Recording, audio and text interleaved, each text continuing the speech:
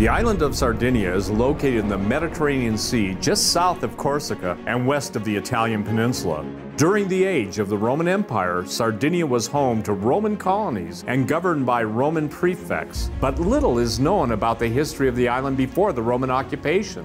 What is known is that an ancient race of megalith builders called the Nuragic civilization once inhabited Sardinia thousands of years ago. The Nuragic civilization is shrouded in mystery and legend. No one knows exactly who they were, but the ruins of their megalithic towers called Nuragi bear witness that they were mighty builders.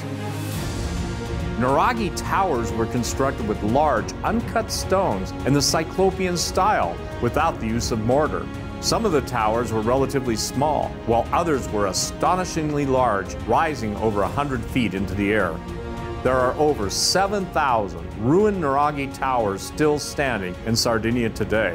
But archaeologists estimate that at one time there were more than 30,000 of them all over the island. Everywhere you go in Sardinia, you find the ruins of the Nuragi towers and the stone rubble belonging to other megalithic constructions that once populated the landscape.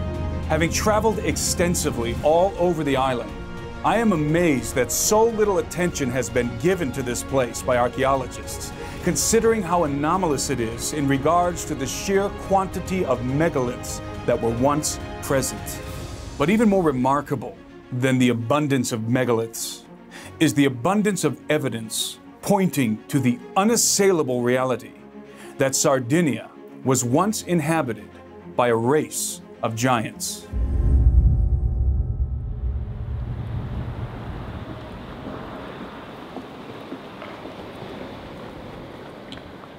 Originally, there were apparently 30,000 Nuragi all over the island. Now the estimation of the Nuragi is approximately 7,000 to 8,000 around Sardinia.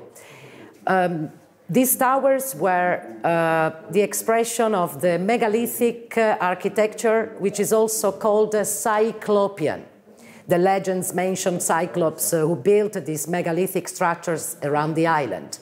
They might have been very impressive and imposing in those times, because when the Nuragi were first built, the single tower could reach even 28-30 meters height.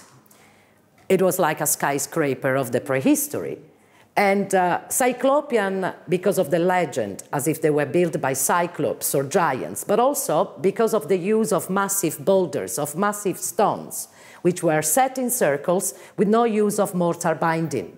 It must have been really hard to lift them, to move these stones, and even today engineers wouldn't know how to build this type of constructions anymore.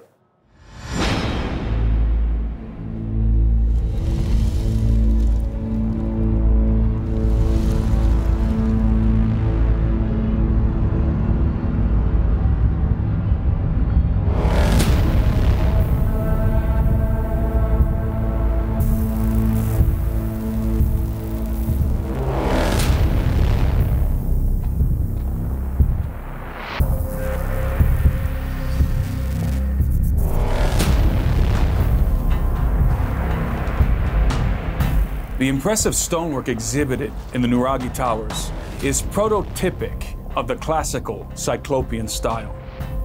Cyclopean masonry is an archaeological term used to describe an antediluvian engineering technique which incorporated large stones without the use of mortar. Cyclopean masonry is the trademark of megalithic architecture all over the earth. The style ranges from rough-hewn stone structures, as prominently displayed in the Nuragi towers of Sardinia, to incomprehensibly precise edifices devised with immense polygonal blocks, perhaps best illustrated in the walls of Sacsayhuaman in Peru. No one knows exactly how the megaliths were built, because the knowledge of Cyclopean masonry vanished from the earth. But what we do know is who the ancients believed were the builders. All across the world where megaliths are present, legends of giants abound. The ancient Greeks, from whom we derive the term Cyclopean masonry, attributed megalithic building to a particular kind of giant. the Cyclops. According to the Greeks, the Cyclopes were the one-eyed offspring of the gods who were famed as gifted craftsmen and masons. The Greeks credited the giant Cyclops with building the megalithic construction found in Greece and throughout the Mediterranean.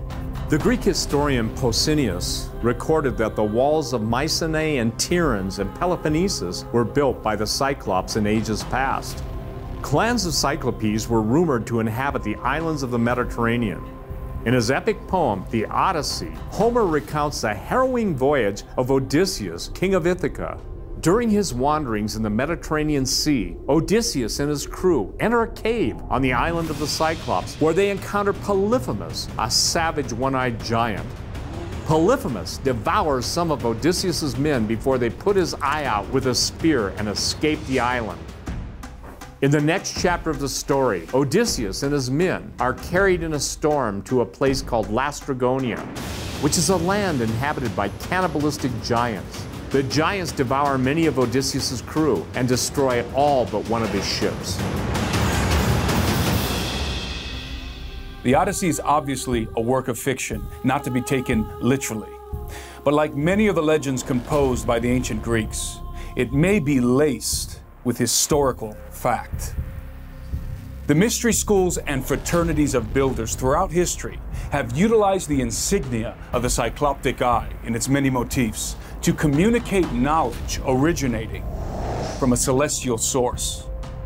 The single orbed eye, open and watching, invokes the Watchers who descended to the earth in the antediluvian age, their forbidden knowledge and their hybrid offspring. The Cyclops is the embodiment of these concepts. But was the Cyclops more than an esoteric symbol to the ancients? Was it a real flesh and blood creature? In Sardinia, many believe it was, citing the small island of Sant'Antioco in the southernmost province, known as the island of the Cyclops.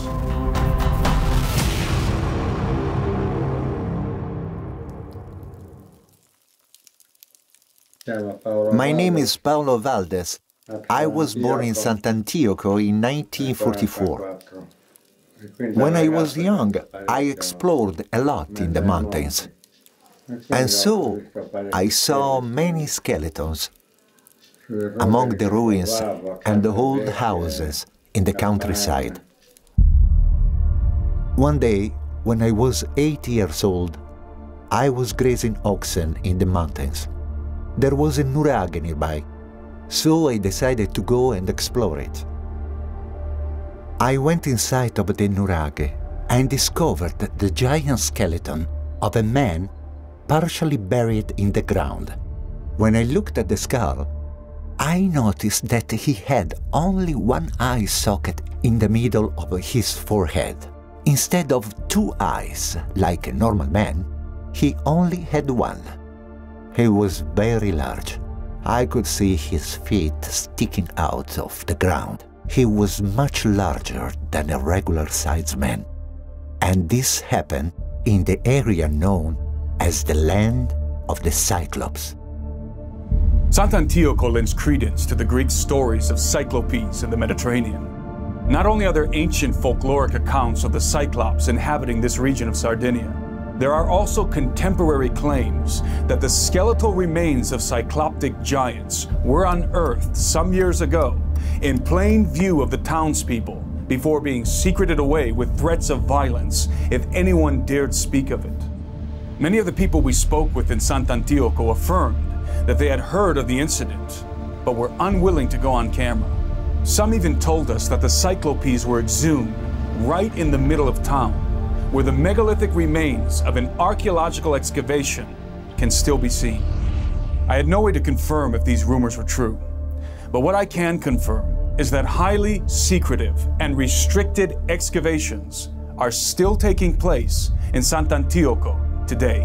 We were able to film one such area where some believe that the graves of giants had been discovered and were being disentombed. Could it be that the legends of giants and Cyclopes in Sardinia are true? Are their remains being exhumed in secret and then hidden away to protect the conventional narrative of history and the institutions that propagate it? The answer is self-evident for those who have seen the bones.